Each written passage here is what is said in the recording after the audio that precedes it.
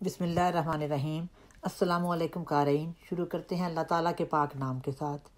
ارض عراق کی شان بڑھانے والے دو دریا دجلہ اور فرات، جن کے کنارے کنارے بہت سے مذہبی اور تاریخی واقعات پیش آئے اور بہت سے خدا کے فرستادوں کی بود و باش اور مذہبی سرگرمیاں بھی جاری رہیں، یہ زمین نبیوں کی سرزمین بھی کہلاتی ہے۔ یہیں دریائے فرات کے کنارے ایک نامی بستی میں اللہ تعالیٰ کے ایک بہت ہی پیارے بندے نے جنم لیا، جن کا نام اللہ تعالیٰ نے 69 مرتبہ قرآن پاک میں لیا ہے۔ قارئین، اللہ تعالیٰ کا وہ پیارا بندہ حضرت ابراہیم علیہ السلام ہیں۔ حضرت ابراہیم علیہ السلام، جن کو اللہ تعالیٰ نے بڑی محبت سے خلیل اللہ بھی کہا ہے، آپ ابو الانبیاء بھی کہلائے۔ ان کی زندگی اور نبوت کے خاص واقعات محض پوائنٹس میں بھی بیان کیے جائیں تو ان کے لیے کئی ویڈیوز درکار ہیں، اس لیے ہم نے ان کے لیے 2 ویڈیوز مگر بہت اختصار کے ساتھ تیار کی ہیں، جن میں آج پہلی ویڈیو پیش کی جاتی ہے۔ ہر نبی اپنے بھیجنے والے کے امتحانات سے گزرتا ہے، مگر حضرت ابراہیم علیہ السلام کے امتحانات میں ان کے اہل خانہ بھی پوری طرح شامل تھے۔ کچھ تفصیل حاضر خدمت ہے۔ بہت چھوٹی عمر میں جب اللہ تعالیٰ نے آپ پر نبوت کے نور کے اثرات ظاہر کرنے شروع کیے تو آپ نے اپنے بت فروش باپ آزر کے بت توڑ ڈالے۔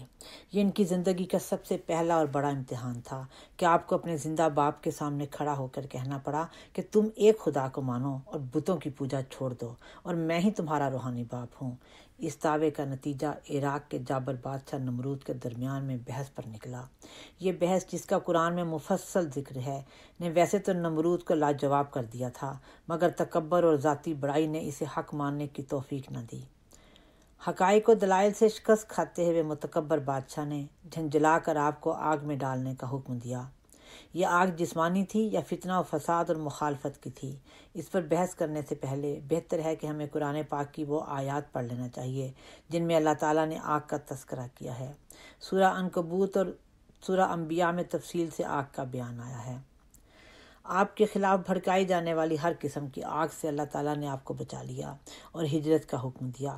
آپ نے اپنی بیوی سارہ اور اپنے ایک عزیز لوط کو، جو کہ بعد میں نبی مبعوث کیے گئے، کو لیا اور مصر کی طرف چل پڑے۔ وہاں سے ہوتے ہوئے فلسطین میں جا کر آباد ہوئے، جہاں آپ نے اپنے دین حنیف کی تبلیغ شروع کی۔ 90 برس میں آپ کو دوسری بیوی ہاجرہ سے پہلا بچہ اسماعیل عطا کیا گیا، مگر بہت جلد خدا کے حکم پر بیوی اور بچے کو دور عرب کے ایک صحرا میں چھوڑنا پڑا۔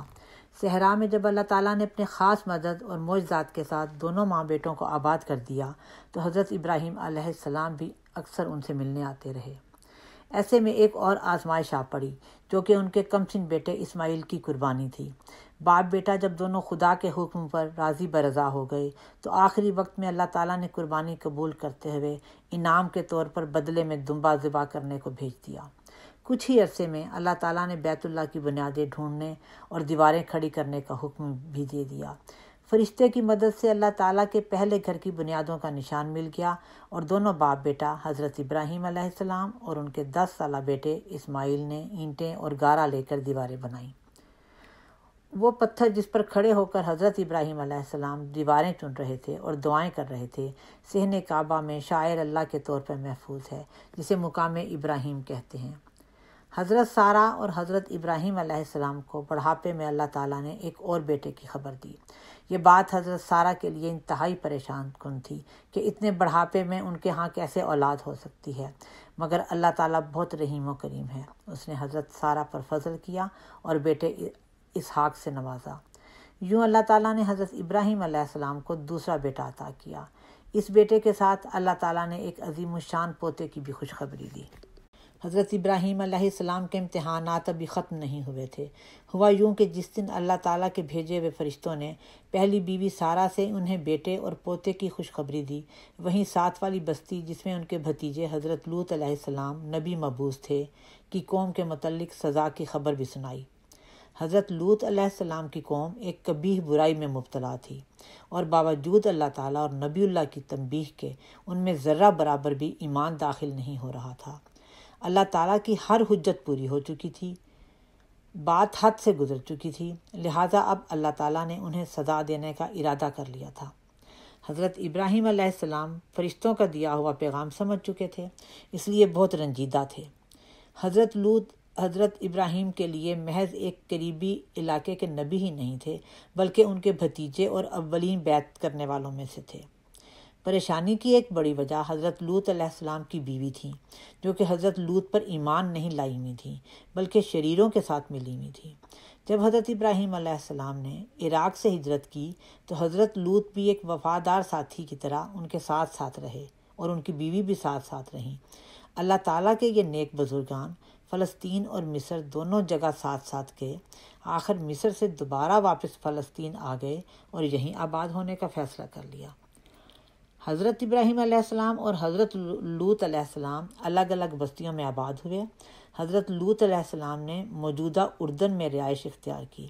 اب حضرت لوط علیہ السلام کی قوم پر اللہ تعالیٰ کا عذاب آنے کو تیار تھا، جس کا حضرت لوط کے ساتھ ساتھ حضرت ابراہیم علیہ السلام کو بھی اتنا ہی دکھ تھا۔ بائبل میں لکھا ہے کہ اللہ تعالیٰ نے 2 بستیوں سدوم اور عمورہ پر گندھک اور آگ آسمان سے برسائی، مگر سنت کے مطابق اللہ کے نبی لوط علیہ السلام اور ان پر ایمان لانے والے محفوظ رہے۔ قارئین، امید ہے آپ کو ہماری ویڈیو پسند آئی ہوگی۔ اگر پسند آئی ہے تو اسے لائک کریں، شیئر کریں، سبسکرائب کریں اور سبسکرائب کرتے ہوئے بیل کے نشان کو ضرور دبائیں۔ جزاک اللہ۔